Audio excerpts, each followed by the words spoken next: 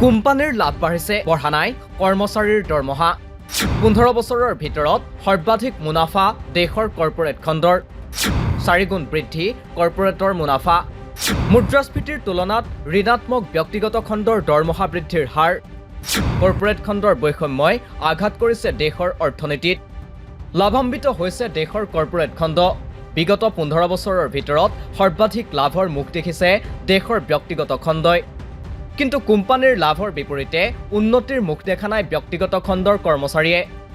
শেহতীয়াকৈ পোহৰলৈ অহা তথ্য অনুসৰি কৰ্পোৰেট গোষ্ঠীসমূহে 4 গুণ লাভৰ মুখ দেখিছে যদিও একেই আছে কৰ্মচাৰীৰ দৰমহা যাৰ ফলত ক্ষতিগ্ৰস্ত হৈছে দেশৰ অৰ্থনীতি ইণ্ডিয়ান এক্সপ্ৰেছৰ বাতৰি অনুসৰি চৰকাৰী সংস্থা FICCI আৰু কুৱেছ কৰ্পৰ প্ৰতিবেদনত পোহৰলৈ আহিছে এই তথ্য চৰকাৰী সংস্থাৰ তথ্য অনুসৰি 2019ৰ পৰা 2023ৰ পিছত ব্যক্তিগত খণ্ডৰ মাননি বৃদ্ধিৰ হাৰ হৈছে 0.8%ৰ পৰা 5.4%। ব্যক্তিগত খণ্ডৰ মুখ্য 6টা খণ্ডৰ ভিতৰত সৰ্বাধিক মাননি বৃদ্ধিৰ হাৰ হৈছে 5.4%। কিন্তু একে সময়তে যোৱা 5 বছৰত দেশৰ মুদ্ৰাস্ফীতিৰ গড় হাৰ হৈছে 5.7%। ইয়াৰ অৰ্থ হৈছে যে ব্যক্তিগত খণ্ডৰ মাননি বৃদ্ধিৰ হাৰ হৈছে মুদ্ৰাস্ফীতিৰ তুলনাত ঋণাত্মক উল্লেখ্য যে ব্যক্তিগত ব্যয় হৈছে ভাৰতৰ অৰ্থনীতিৰ এটা ডাঙৰ চলক দেশৰ GDPৰ 60% আহে ব্যক্তিগত ব্যয়ৰ পৰা কিন্তু দৰমহা বৃদ্ধি নোপোৱাৰ ফলত প্ৰভাৱিত হৈছে ব্যক্তিগত ব্যয় যিয়ে প্ৰত্যক্ষভাৱে প্ৰভাৱ পেলাইছে দেশৰ অৰ্থনীতিত আৰু ইয়াৰে ফলশ্ৰুতিত এপ্ৰিল-জুন ত্ৰৈমাসিকৰ 6.7%ৰ তুলনাত জুলাই-ছেপ্টেম্বৰ ত্ৰৈমাসিকত 5.4%লৈ হ্ৰাস পাইছে দেশৰ অৰ্থনৈতিক বিকাশৰ হাৰ ইণ্ডিয়ান এক্সপ্ৰেছত প্ৰকাশিত বাতৰি অনুসৰি যোৱা 5 বছৰত ব্যক্তিগত খণ্ডৰ মুখ্য 6টা খণ্ডৰ ভিতৰত সৰ্বাধিক মাননি বৃদ্ধি হয় FMCG খণ্ডত 5.4%।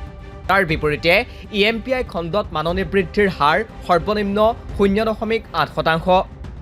একেদৰে BFSI অৰ্থাৎ বেংকিং ফাইনেন্স সাৰ্ভিসেছ ইঞ্চুৰেঞ্চ খণ্ডত দৰমহাৰ বৃদ্ধিৰ হাৰ 2.8%। ৰিটেইল খণ্ডত বৃদ্ধিৰ হাৰ হৈছে 3.7%। IT খণ্ডত বৃদ্ধিৰ হাৰ 4% আৰু লজিষ্টিকৰ ক্ষেত্ৰত দৰমহা বৃদ্ধিৰ হাৰ হৈছে 4.2%। অৰ্থাৎ আটাইকেইটা খণ্ডতে দৰমহা বৃদ্ধিৰ হাৰ হৈছে মুদ্ৰাস্ফীতিৰ তুলনাত ঋণাত্মক যিয়ে প্ৰভাৱ পেলাইছে ব্যক্তিগত ব্যয়ত আৰু পৰোক্ষভাৱে দেশৰ অৰ্থনীতিৰ বিকাশত চৰকাৰী সূত্ৰৰ তথ্যমতে চহৰ অঞ্চলত নিম্ন আয়ৰ বাবে ব্যক্তিগত ব্যয়ত যি প্ৰভাৱ সেয়া স্পষ্ট ৰূপত দেখিবলৈ পোৱা গৈছে ইপিনে কৰ্পোৰেট খণ্ডৰ বৈষম্যক লৈ উদ্বেগ প্ৰকাশ কৰিছে দেশৰ মুখ্য অৰ্থনৈতিক উপদেষ্টা ভি অনন্ত নাগেশ্বৰণেও শেহতীয়াকৈ কেইবাঠাইতো মন্তব্য কৰি কয় যে নিফটি 500ৰ অন্তৰ্গত কোম্পানীয়ে চলিত বিত্তীয় বৰ্ষত 4.8% পৰ্যন্ত লাভৰ মুখ দেখিবলৈ পাইছে যদিও বৃদ্ধি হোৱা নাই কৰ্মচাৰীৰ দৰমহা যিয়ে মন্থৰ কৰিছে দেশৰ অৰ্থনৈতিক বিকাশৰ হাৰ এনে ক্ষেত্ৰত এতিয়া কৰ্পোৰেট খণ্ডত নিয়ন্ত্ৰণ কৰিবলৈ চৰকাৰে কিবা ব্যৱস্থা গ্ৰহণ কৰে নে নাই সেয়াহে হ'ব লক্ষণীয় নিউজ ডেস্ক ৰিপোৰ্ট দি ক্ৰছ কাৰেণ্ট।